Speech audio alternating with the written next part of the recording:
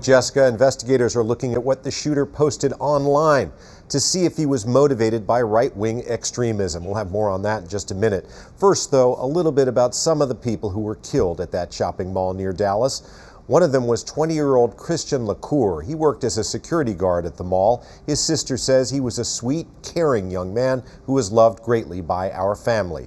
His grandmother wrote on Facebook that he was such a beautiful soul. Also killed was 27-year-old Aishwarya Tatakonda.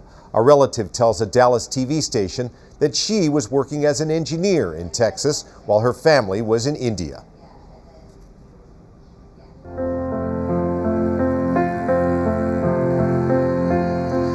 Last night in Allen, Texas, the community where this tragedy happened, people gathered to mourn for the innocent people who lost their lives to a gunman with a semi-automatic weapon.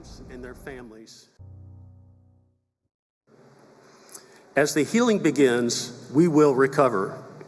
We will not let the actions of one individual impact our resolve. We will band together as a community and will emerge even stronger.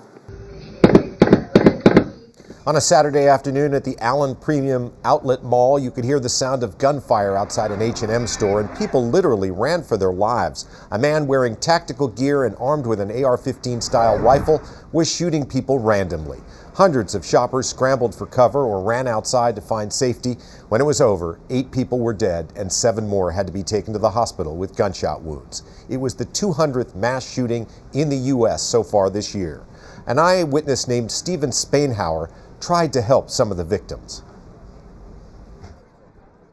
I then found a 4 or 5-year-old calling out from under the other victims and started wandering around asking for help for his mama, and I took him to the side.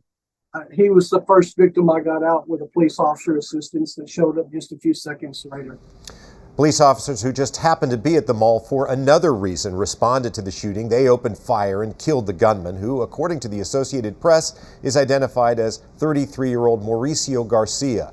The Associated Press, citing a law enforcement source, reports that federal agents are reviewing Garcia's social media accounts and that some of his posts expressed interest in white supremacist and neo-Nazi views.